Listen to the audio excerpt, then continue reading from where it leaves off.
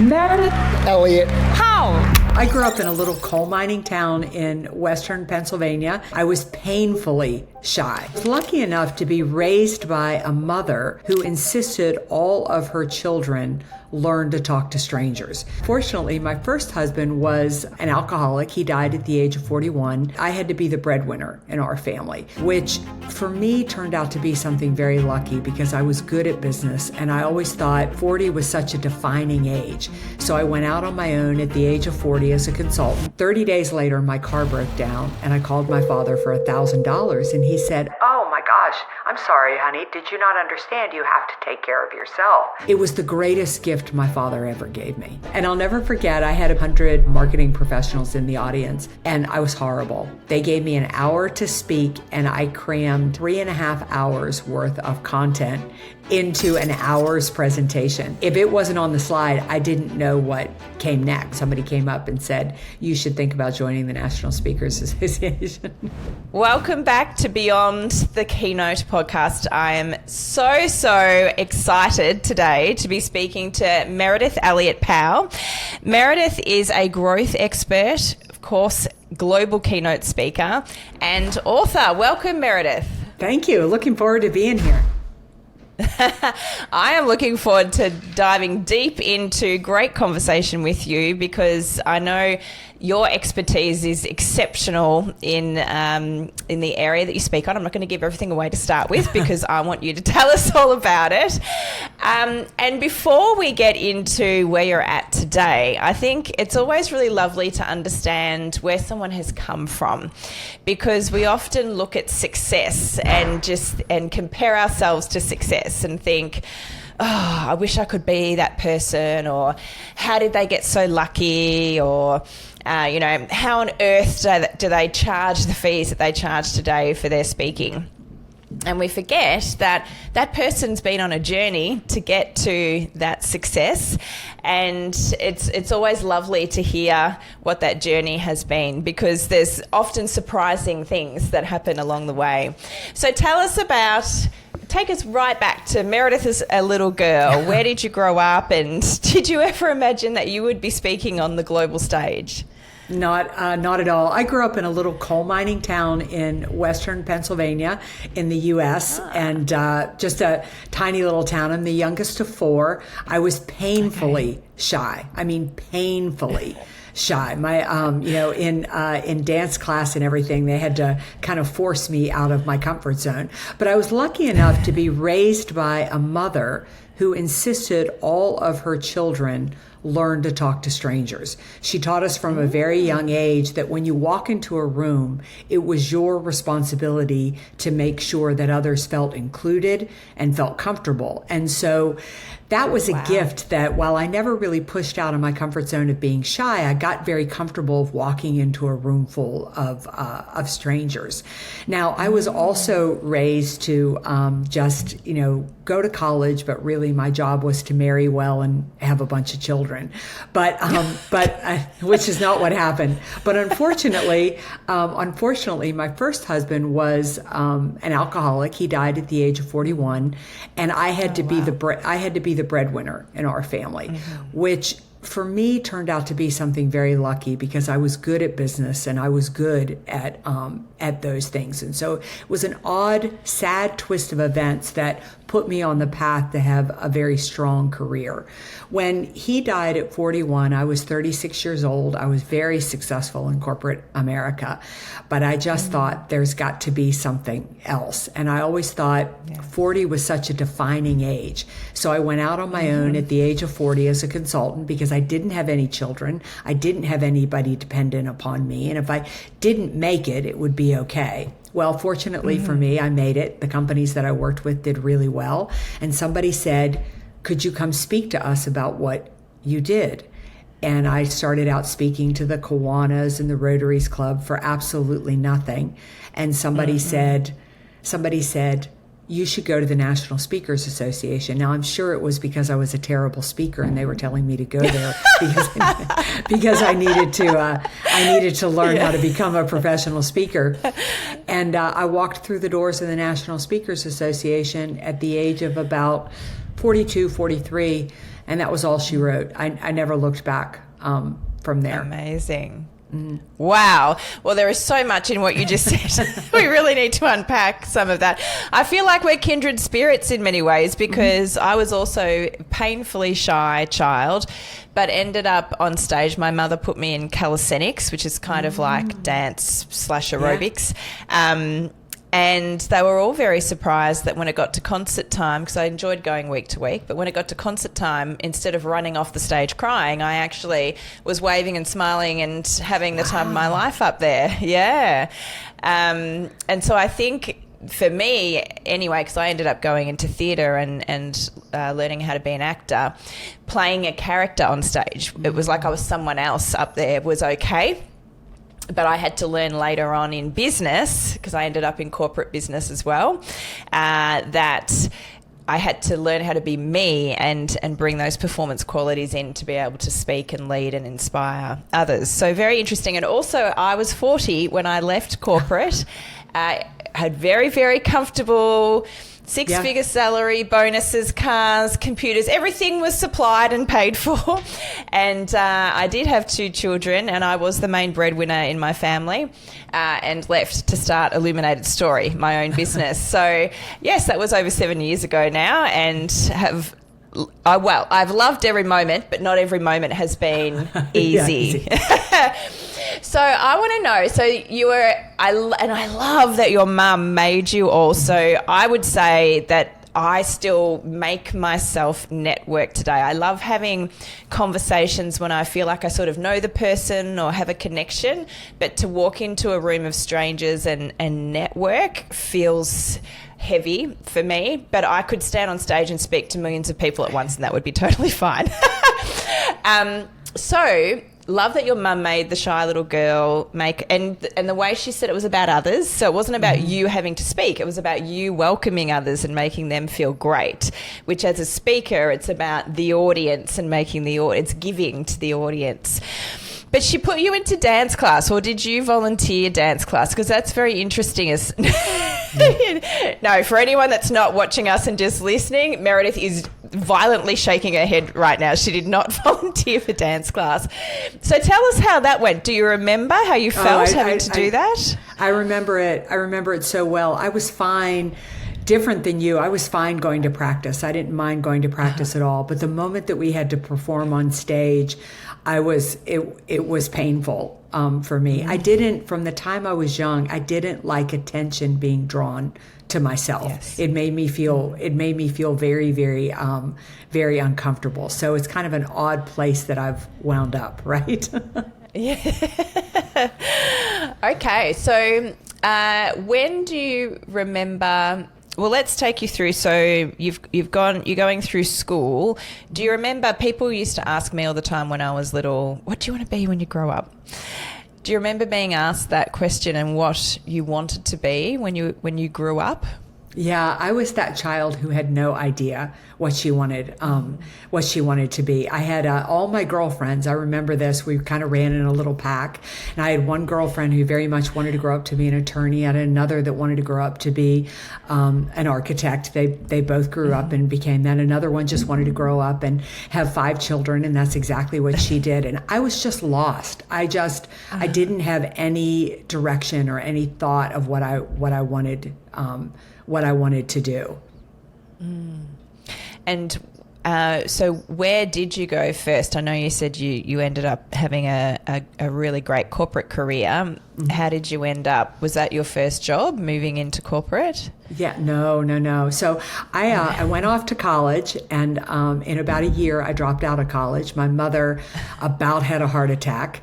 But my father, because everybody, back to my great-grandparents, everybody in my family had gone to college, and my mother was just horrified that I would drop out. But my father was brilliant. I think maybe he was just exhausted from having 4 children. And he said, I think that's a great idea, but you have to support yourself. Now, I grew up in a family where my parents took care of everything. Like if you went to college, they paid for it. If you got an apartment for the summer down at the beach with your friends, they would pay for it. I grew up in a town that was so small that if I went downtown and bought anything, I just signed my father's name. And so the moment he told me I had to support myself, I thought, okay. 30 days later, my car broke down and I called my father for $1,000 and he said, oh my gosh, I'm sorry, honey. Did you not understand? You have to take care of yourself. It was the greatest gift my father ever gave me. I mean, because I was 19 years old. It took 3 jobs to support myself. I was back in college in a year, but that's what I was good at, was work ethic. I was never really very good at school. I didn't have thoughts of a big career. So I pretty much got out of college and I took the first job I could get, which was in travel and tourism. But my mother had taught me to be involved in my community. She had 2 rules. One, you talk to strangers. And the second, from the time I was 6 years old, we had to volunteer. And so I always volunteered, whether it was at Easter Seal, the American Heart Association, whatever. And those 2 things led to every corporate opportunity I had. Combine that with my fact that my father gave me this incredible work ethic from the age of 19 because he never gave me another dollar. I'm the only child of the 4 that paid for her college. But I had so much, that shifted my pride and my confidence. That's really what took the shy little girl and turned her around, because I had to, right? Yes, like all of a sudden, I was in sales and all of a sudden I couldn't hide behind being shy because nobody was going to pay my rent. I had to pay my rent. And so those things really forced me out of my comfort zone. And I don't know where I would be had those 2 experiences not happened to me. Wow, that is incredible. My goodness. So, okay, so you had the 3 jobs and then you thought, I don't like this. I'm going to fund myself and go back to college. What did you study at college? So I studied college. I was a marketing major and graduated in 2.5 years because I was paying for it for myself. And I worked at night while I was doing that, but I would go all summer long, and I finished.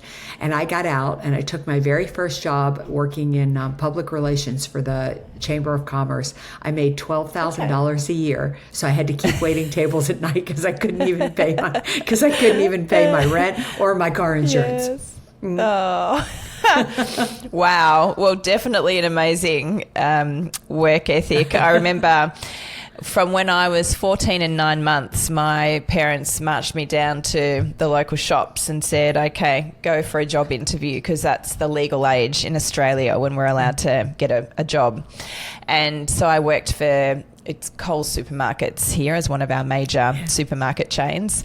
And I remember at one stage I was getting regular work with them, and they had a lot of casuals because I was originally from a small beach town in Australia.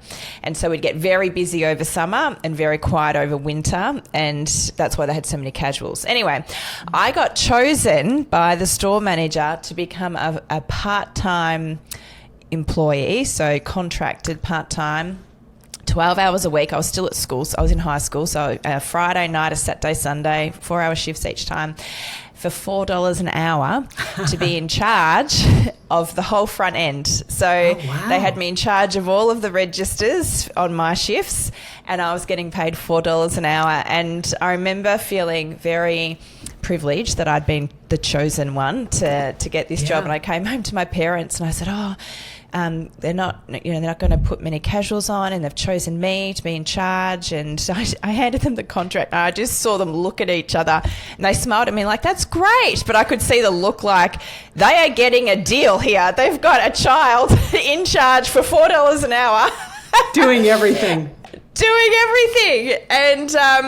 And so, yes, I also learnt how to work hard for not much money originally, but I think that's what helps you drive business in the end, doesn't it? If you want to go out and run your own business, you have to figure out how to make sales. And you do. So I think you're right. It does set you up. Mm-hmm. All right. So where do we go from there? Because I'm assuming there's some steps that you took that really elevated your career. Yeah, I think one of the smartest things I did that wasn't intentional, I just really got lucky with it, is that because I was so involved in the community and because everybody knew me, I would get a lot of job offers. And because I was a young female who worked hard, it was a time when most businesses were just starting to realize they needed to hire women. And so I would get recruited, and I got recruited into the healthcare industry. And I was very smart to choose jobs not based on money, but based on who I would go to work for and who I could learn from. And then luckily for me, I was always entering these companies at a time of massive disruption. And I don't know why to this day. I don't know why I did this, but the company would fall on some kind of hard time, like regulation coming from the government or something like that. And I would just come up with an idea on how we could get around it and how we could still grow. And there I am in like my early 30s pitching this to the doctors, or from there I went into financial services, but going to going to my bosses and saying, I've got an idea on how we could make more money. I always ended up working for people, thank God, who were open to this cocky young girl trying to tell them how they could grow their business. And they would listen, and we would grow, and we would get really lucky. So by the time I was 36 years old, I'd been recruited by a financial institution to write strategy to take the company nationwide. And it was really my big break. It took me all of a sudden I was in 6-figure salary, country club memberships, just nothing that I ever dreamed that I would accomplish. The problem was right around then my first husband passed away, and I realized I did not want any of this. This wasn't the life I dreamed of, which I'm thinking you can relate to, right? Yeah, absolutely. Yeah, that I'd spent my whole life working for something I didn't want. Yeah. Yes. Mine was slightly different in that I stayed in the one company for 18 and a half years, I worked my way up. So I was a part-time consultant selling on the shop floor of their business when I first started, which was just sort of by accident. It was a part-time job while I was doing my Bachelor of Performing Arts at Monash University, which is one of our major universities in Australia. And when I finished, my boss just said, "Oh, can you work for us full-time?" And I said, "No, I need to keep my days free for auditions." And she said, "All right, well, I'll do a deal with you. If your agent gets you auditions, you can go. And if you get jobs, we'll work it out. But other than that, you can work full-time for us." So I said, "Okay, that's a great deal. I'll do that." And then I worked my way up through the company. So similar to you, I was in a very male-dominated industry, but I never felt... I don't know. I never really even thought about it. It just didn't even cross my mind. I was just there and I did it, and I just kept putting myself forward. And so I went into state roles and then into national roles. And then I all of a sudden thought, "Oh, hang on, I'm sitting in as a senior member of a marketing department, and I haven't got a marketing degree or a business degree. I've got a performing arts degree." So I did have a bit of an imposter syndrome moment then, and went and got myself a marketing degree. But then I realised I actually knew everything that I was learning because I'd learnt it on the job.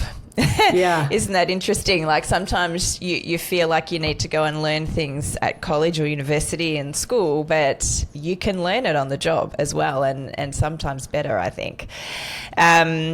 So I did have the same epiphany as you. Because I was always like, what's next? Which job do I go for next? And I realised I didn't want the next job. And that I wasn't passionate. I didn't want to be the head of marketing because I'm like, I actually don't love this. I was in meetings where people were arguing over whether the heading on the brochure was going to move 1 centimetre to the left or right. And I thought, I actually don't care. I don't care. And so that's when it took me a long time to decide. But I did leave and start my own business like you did. So, I mean, what happened in your story is enormous for someone to have actually passed away and to have gone through all of that, and then to decide to have a huge life shift, another huge life shift on top of that. So tell us, how did you work through that, and how did you make that decision? Yeah, it's interesting. It's I'll never forget the day that I walked into that office and was given that promotion. And all of a sudden, it was like my husband had passed at that point.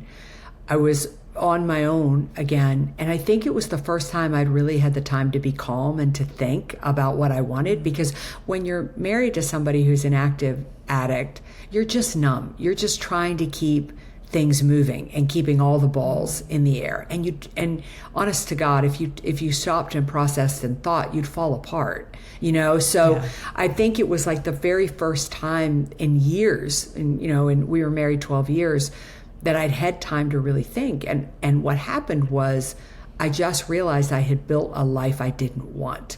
And luckily for me, I'd always been a great admirer of people 10 years older than I am. People I wanted to be like and people I didn't want to be like. Uh-huh. So at the age of 40, I had a very good girlfriend who was 50 years old, who hated her job, and she had been kind of dating this guy who treated her terribly, and he just left her at the altar. And I remember thinking to myself, I don't want that to be me at 50. And so if I don't want to be that at 50, I need to take action right now to change my life. And the beautiful thing about being 40 is that you're old enough to be taken seriously, but you're young enough that you still have so much time in front of you to work things through. And so, like I said, I looked at people who were 50, who'd really taken action to build a life they wanted, and those that had been too fearful, like my girlfriend, to do. And that was my catalyst to just take the leap. And like I said, one of the gifts my father had given me by cutting me off financially was, if I had to go back and live in an apartment and eat ramen noodles, I could do that. If I had to tend bar at night, I could do that. It was I had lost all this country club air that I had been raised with. And because I was like, I had no shame around working a few jobs to try to pay for things. So it was almost like the perfect storm. It was a blessing that my husband had passed. He was in terrible pain and torment. It'd been a very long addiction, and he almost died multiple times. And we were at peace. We were in a very, very good place. There was no anger between us. And then I was really free, and I was at this beautiful age of 40 with role models in front of me that I knew if I didn't leap then, I wouldn't leap. And I do think, I'll just add to that, I had done so much therapy and so much work to really make peace with all that had happened with my alcohol addicted husband, that I wasn't angry. I wasn't mad. I didn't feel like a victim. I didn't feel sad. And I'd done a lot of work on my role in our screwed up marriage, which I had a pretty strong role in that. And so it was like a perfect storm that came together for me. And if all those pieces had not come together, I don't think I would be where I am right now. Yeah. And I think it's so true that there is so much work you have to do on yourself as an entrepreneur, because it's just you. I remember when I first started out, because I was running a big team before I left corporate, and I'd gotten into the habit of bringing the team together, and ideas would get tabled, and I'd say, that's a great idea, you should go trial that, test it out, and bring it back, and let us know how it goes. And then in my own business, all of a sudden I realized that there was no one to delegate to. I just had to do all the work myself. So yes, I think that you've got to be ready, and calm is a great place to come from. For me, my big epiphany was the man who actually hired me in the first place, I used to call him Yoda in the business I was in. His 29-year-old daughter at the time got a very rare lung cancer. No. And within 6 months she passed away. And I just remember I'd been deciding for 2 years whether I was going to leave the business or not, because I was so safe there. And as I said, I was the main breadwinner in my family. And And I just thought, I remember going to her funeral on a Friday and just thinking, what are you doing, Carmen? And I walked into the wake, and it was at this cafe, and there was this sign on the wall, and I can't remember exactly what it said, but it was like basically saying, live your life, like live your life, live joy, live love. And I'm just like, that's what I need to do. That's what I need to go and do. I'm not doing that. And the worst thing that can happen is that I fail in this business and I have to go and get another job. Right. So I thought, what are you doing? You know, you're not dead. Go and live. And on the Monday, I resigned after the funeral on the Friday. Wow. So that was, the catalyst for me. But like you, I had been doing the work for a couple of years. I'd been seeing different coaches and really trying to figure out what I wanted and what my mission was in life, which is a big question to answer. It's a big question. Yes. Yes. So now you're out. You're starting your own consultancy. Tell us about that. What did you set out to do in your consultancy? I set out to, I was a business strategist. I had gone and gotten a master's degree in strategic planning in my executive coaching career, executive coaching certification when I was still in corporate. And so I said I worked for a great boss, and he hooked me up with one of our consultants that we'd worked with at the company, so I could kind of get out and kind of intern and learn from them. So I went out on my own as a business strategist, and that was in like 2005. Around 2007, I was writing strategies for companies. Right behind that came the crash of 2008, and my companies did really well. They really thrived through 2008. And so people wanted to know why. What had we done? And that's when I started to get asked to speak. Okay. So tell us about the first official speaking gig you remember doing. So the first one I was paid for, I remember. It's so funny. I was paid $500, and I don't care if you started speaking in 1968 or you started speaking in 2015. I think everybody's first keynote is for $500. Yeah, I agree. I think mine was for $500 too, actually. It is. And I'll never forget, it was for a marketing association. I had about 100 marketing professionals in the audience, and I was horrible. They gave me an hour to speak, and I crammed 3.5 hours worth of content into an hour's presentation.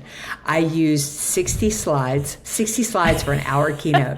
I think I had 11. I think I had 11 point type on, and I was so slide dependent. Like if it wasn't on the slide, I didn't know what came next. I had no idea.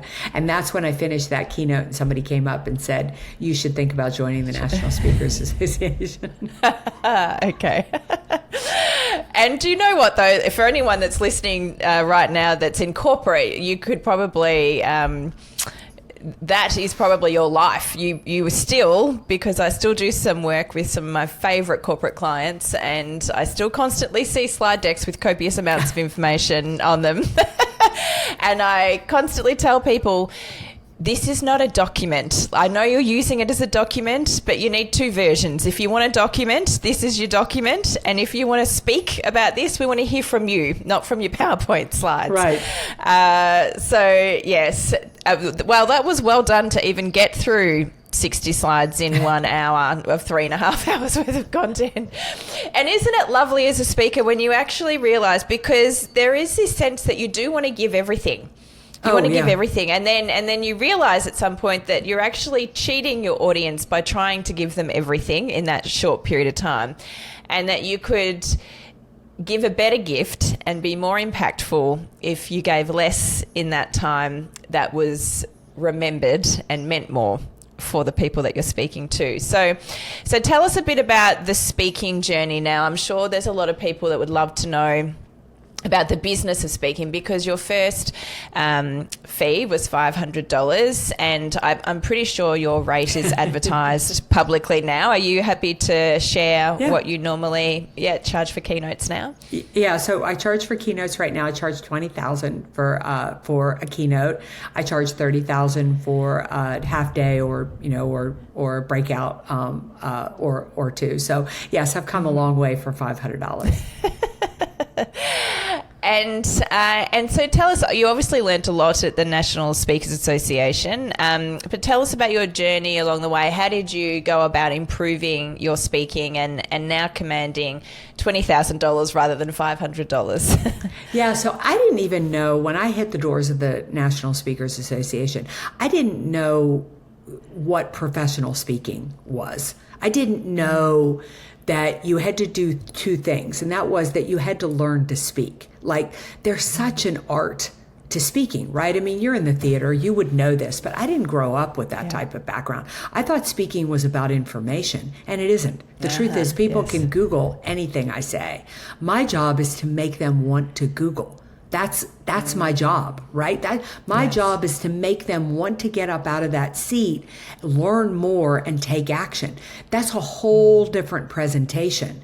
So first I had to learn those pieces. I had to learn the art of the opening. I had to learn the art of the close. I had to learn the importance of the story. I had to learn the importance of organizing a keynote just so it frickin' made sense, right? So you weren't like all over the map.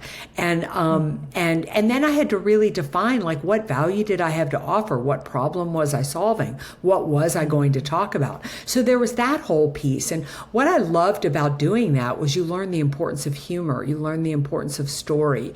You learn the importance of, of the power of the rule of three, the importance of you have a couple of seconds in the opening to make people want to listen to you. And the power of the close, is everything. The importance of audience engagement. So all those pieces, it was so, like, I look at that and I look at my 60 slides and I'm thinking, I was so out in left field, right? Like, I was completely confused as to what this was about. So then there was that whole part. So then you master all of that. And then there's getting the gig. I mean, which is the whole, this is a business. I always tell people that I speak 30% of the time. I spend 70% of the time becoming a better speaker and getting the keynote opportunities. This is different than any business I've ever worked in because, when I was in healthcare or banking and I did a good job, people would hire me again. But when I get on stage and I rock a keynote, they rarely want the same speaker back the very next year. Right? So it's a different type of sale. They may have you back a few years later if they loved you, but they rarely want you back the next year. And you kind of hope they don't, because then you're like, oh crud, what am I going to say now? I just gave you my best material, right? It's so true. So true. And I think of it like acting as well, because often you would go for auditions and it wasn't necessarily because you were a bad actor that you wouldn't get a part. Right. It might be because you didn't look like how the director envisaged that character to be, or you didn't quite suit the person you were going to play opposite, or there were so many factors that weren't actually to do with your skill set or how you performed that decided whether you were going to get another gig or not. So I think coming from that landscape meant I was used to rejection. I was used to not getting the gig in between getting them, of course, and speaking can be similar. And I love that explanation that you just gave, because it's so true. If you're running an event and you've got the same crowd coming each year, the same sort of community or membership base, then you want to give them something different each year. Yes. And so it can be obviously very helpful as a keynote speaker to have multiple talks that you can give that are still within your wheelhouse, still what your expertise is, but a different angle, so that you can give yourself an opportunity to do some back-to-backs if it's right for the conference and the audience. And I think you're right. There are so many people that learn how to speak and then they realise that it's not as easy as they may have thought to get the gigs on the back of that. So how have you gone about getting speaking gigs and attracting people to you and your topic? Yeah, so luckily for me, I did have a sales background. When I was, again, I came up in a very, very male-dominated world, and there weren't many female executives. It was hard to get through that glass ceiling. So the only way that I could earn the type of money I needed to earn to take care of us and buy our house and do those things was sales. Sales was the venue. It's the way that, sales didn't care whether what my education was, whether I was, female or male. It just, as long as you could hit the goal. So I did come from a sales background, which was really helpful. So I immediately took to the business of building my prospect list, making my calls, building a follow-up system, and I work that system to this day. Every year I choose 100 companies that I want to, or organizations I want to speak for. And I start in January, and I have a whole sales process and a whole sales system that I call on them all year long. Value added content, inviting them to master classes, sharing videos that I'm doing, positioning as myself as an expert. As the marketplace has become more and more crowded, marketing's become a big part of that. But I have a literal sales machine that I run. I don't care where I am in the world, 365 days a year. I make 3 sales calls every single day. Amazing. Okay. And some really great gold and advice in there for those that are listening. So how many speaking opportunities do you try to achieve each year? How often do you like to speak? Yeah, so I do 70 to 80 a year. I'll do no more than 80. 70 is a year that might have been off a little bit. So it's somewhere right between 70 and 80 is right where I land. Mm-hmm. Which is a lot for anyone that hasn't heard numbers like this before. That is a lot, especially when you have to travel, which we were talking about this before we started the show today. Yes, you have to be willing to travel. Do you find, obviously, when we went into COVID lockdowns and being from Melbourne, Australia, we were one of the most locked down cities in the world. Yeah. So interestingly enough, I was only 18 months into my business at that point and madly selling, and everything shut down. Everyone just said, we'll just postpone, because we thought we're going to be locked down for 2 weeks, but 2 years later. And so that's where I learned how to do everything virtually and wrote online programs. And then I've got this huge studio set up now where I can speak to anyone around the world like yourself, which is amazing. So do you find that during that time, did you move into virtual delivery, and do you still do both, or do you find that most people now want to see you in person? I definitely moved into, I was so turned on during COVID. I mean, I was like, it was so interesting to me that so many speakers were just like, I'm going to opt out for a little bit. And I was like, oh my God, our people need us more than, and so probably for 30, 45 days, I worked for free, like crazy. Like anybody needed me for anything. I was like, how can I help you? What can I do? And then it just turned into virtual business like crazy. I had one of my best years ever, the year of COVID, but I was I just remember working frantically, working like 24/7. And I built a big studio in my home. I did everything from there. And then maybe it was probably around 2023 when things really got back to normal. So in 2022, it was kind of like half and half. You would do things in person. And I remember a lot in 2021, getting on a plane, getting somewhere, getting tested, those types of things. In 2024, I took my studio down. I still do virtual. I probably do maybe 5 to 6% of my business is virtual now. I find pretty much everybody wants to see you in person. So now I have a studio in town I run to and let the camera guys handle that. Beautiful. Oh, very nice. Okay. All right. So at Illuminated Story, we help speakers move beyond the standard keynote and create what I call a keynote show. And that's by blending some theatrical elements, strategically placed theatrical elements, I like to say. So we're not turning anything into a pantomime. But strategically placed theatrical elements into their talk just to elevate the experience for the audience. So let's take, what would you say your favourite topic is that you speak on currently? What's your favourite keynote? Yeah, my favourite keynote is Thrive, Turning Uncertainty to Competitive Advantage. Ooh, I love that. Okay, thrive, turning uncertainty into competitive advantage.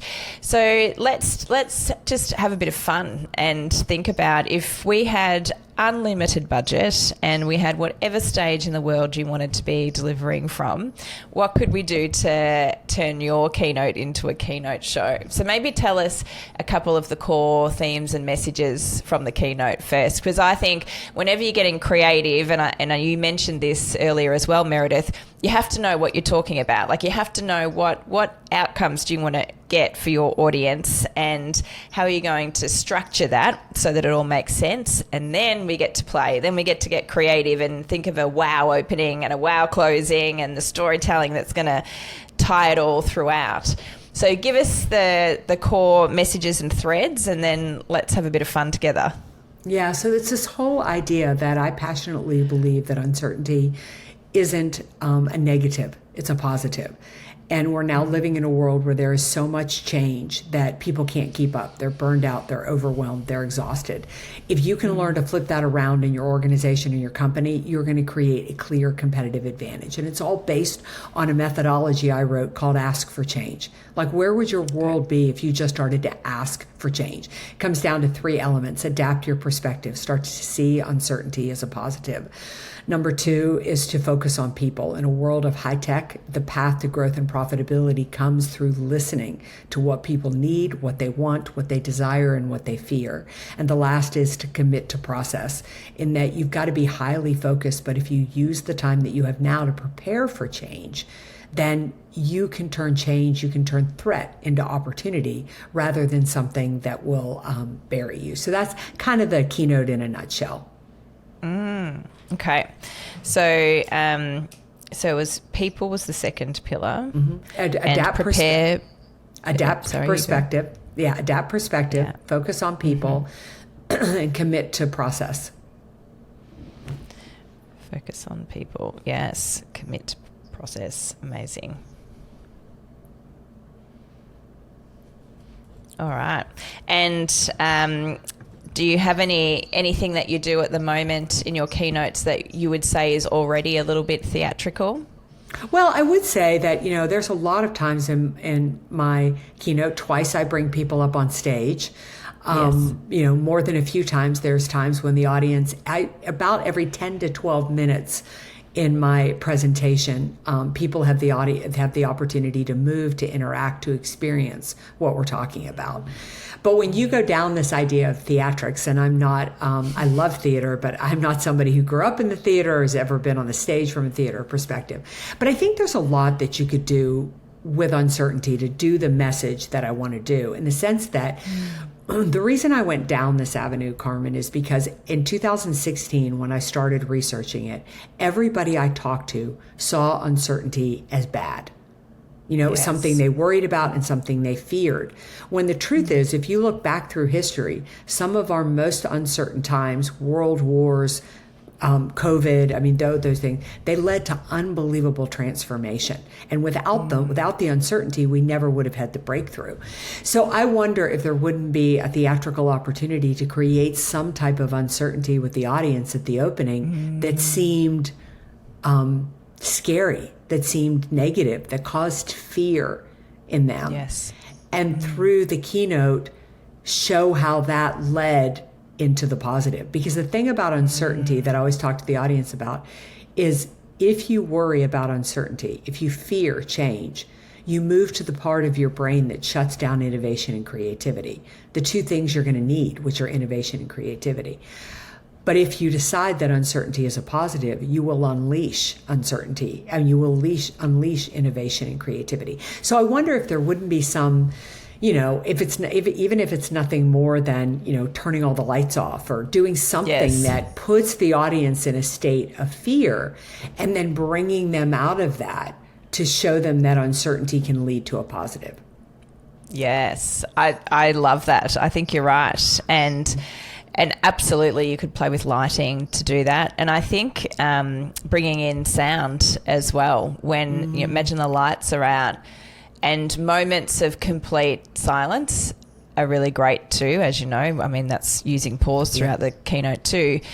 But having a score basically, to your keynote that would start with, think about, for those that are listening, when you think about watching, say, Netflix series or a movie, if you watched it without the underscore sound, so you'd still have the dialogue, but you wouldn't have the music that goes with it, it would actually be a really different experience. Oh, such a different experience. It is, isn't it? And because the music, it causes some of the emotion that we're feeling while we're watching. So I think for the opening of your keynote, in that uncertainty, there could be some music that makes you feel a bit off kilter, like a bit, I don't know if I'm comfortable here right now. Yeah. And then you've got the darkness happening as well. And then your voice could come on with the storytelling element that would come in over the top. I think that's really cool. And then, as you said, to take them through the emotion of, well, what if we could flip this bad feeling of uncertainty into excitement and wondering what's coming next, and how could I use my creative brain to turn this into something positive. That sounds pretty exciting. Yeah, I think so. I mean, I think there could be real opportunity, and really get the audience to feel and experience what we're talking about, which is the root and the foundation of the keynote. Yes. Exactly. Yeah. Exactly. Well, that is very, very far away from your 60-slide 11-point font that you started with a long time ago. which just shows our ability to change, right? It does. It does. And it's so interesting. I love the perspective, the focus on people, commit to process, because one of the things I learned after I left, I mean, I knew it was a good business when I was in it. I wouldn't have been there for 18 and a half years if it wasn't, with great people that I learnt so much from, different leaders at different times. But I feel like I've got even more gratitude and understand even more so how great the company was that I grew up in, because now, after having worked with a plethora of other companies and senior people within companies, I'm like, oh wow, you don't do that. And they focused on their people. Training was just a given. It's something like, I created training programs within my role and rolled them out, and I didn't have to get approval from anyone, pretty much. Like, you just did it. You were able to be entrepreneurial back then in what was a large corporate already. But then you did have to commit to the process. So processes were put in place, and consistency happened across stores, across the country, and across the company. Because without consistency, you can't create a great brand or a great experience for customers that they can rely upon no matter where they go. So for us, because we were both B2B and B2C in terms of the markets, if you can't create consistency throughout the whole country and now internationally, the business is now international, then it's hard to create that following from clients, because they can't rely on a certain experience when they go in. And I remember years ago learning from a sales trainer, and he said, it doesn't matter what that consistency is. If you're running a value sort of $2 shop, we call it $2 shop in Australia, like a cheap kind of retailer, that's fine, because as long as the experience is the same everywhere for that shop, the customer knows to expect not to get a high service offer when they walk in, and that there's going to be stock everywhere. They're going to have to try and search through it all to get the bargain that they're looking for. But if you're trying to create a higher end boutique style experience, then you better have that consistently throughout all of your stores, where people walk in expecting a high level of service, expecting the stock to look beautiful and well presented and clean and clear and easy for them to shop in. Decide on what your level of experience for the customer is going to be. So true. So I love your frame. I think it just makes complete sense. And then layering that, or the through line and what you're all about, being about change and being adaptable and thinking of uncertainty as something that's positive, is Wow.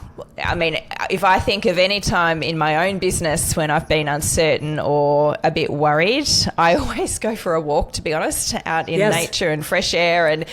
And just I've always thought to myself, okay, do you want to stop? Do you want to go back to corporate? Like, do you want to just go get a job and get a regular paycheck and not have to worry about all the things that you do in your own business? And the answer for me has always been no, I do not want to do that. I want to keep going. And normally on the other side of whatever it is that's happening has been growth and fun and change and more exciting things that are coming. So I'm sure that's the same for your clients once they go through your keynotes and your workshops and really have that mindset flip, that they would experience growth and joy and all the wonderful things that's on the other side of uncertainty. Yeah, in fact, you won't really achieve those things if you don't go through the level of uncertainty. And I love the fact that you go for a walk. I mean, that's adapting perspective, right? I mean, that is that step. I tell people all the time, give me the biggest thing that you're worried about, biggest thing that you're challenged with. Adapt your perspective, focus on people, and commit to process, and you're going to be successful. You're going to come through it beautifully. So clear, so clear.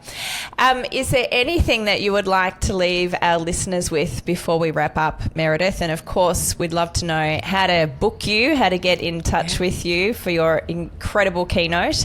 So tell us all the things and any parting words that you've got for our audience. Well, number one, I think that speaking is one of the most fascinating businesses you can ever be in. I mean, it's really an amazing way to make a living, but you have to remember it's a business, that it is, that there's an art to speaking, but there's a business about it, that you've always got to be business. You always need to be business focused, and that when you are on stage, the audience is giving you something that is very precious to them, and that is their time. Do not waste it. Give them something that is radically going to change their life, or you've wasted their time. So true. Oh, thank you so much. How do we get in touch with you, Meridith, if someone wants to book you? I'm a big believer, build your network, change your life. So if you connect with me, I will connect with you. You can find me on all the social media channels. I tend to live on LinkedIn a little bit more than anywhere else. And you can also find me at my website, valuespeaker.com, just the words valuespeaker.com. Wonderful. Well, it has been so amazing talking to you. Thank you for sharing all of your insights and going deep into your own story and your own life that got you to the incredible place you are today. I did hear before we started this show officially that Meridith is coming to Melbourne, Australia, where I'm based next year. So would love to see you in person, and hopefully I get to see you speak one day. Yeah. Amazing. Thanks, Meridith. Thank you. All right, here's where you're standing. You can close this episode, think that was fun, and go back to doing things the way you've always done them. Or you can decide you're done being the speaker, the leader that people politely applaud and immediately forget. If you want to create the kind of moments we talked about today, the theatrical, the unforgettable, the profitable, I've put together something that'll change how you think about the stage forever. It's called Beyond the Keynote, Creating Your Illuminated Story. No fluff, no theory, just methodology I use with elite speakers and leaders who are done playing small. Go to illuminatedstory.com/masterclass. And hey, if this episode hit you somewhere, share it, leave a review. It takes 30 seconds and helps more people discover that great speaking isn't magic. It's a game, and you can learn to win it. I'm Carmen Sederino. Don't just speak, illuminate. See you next week.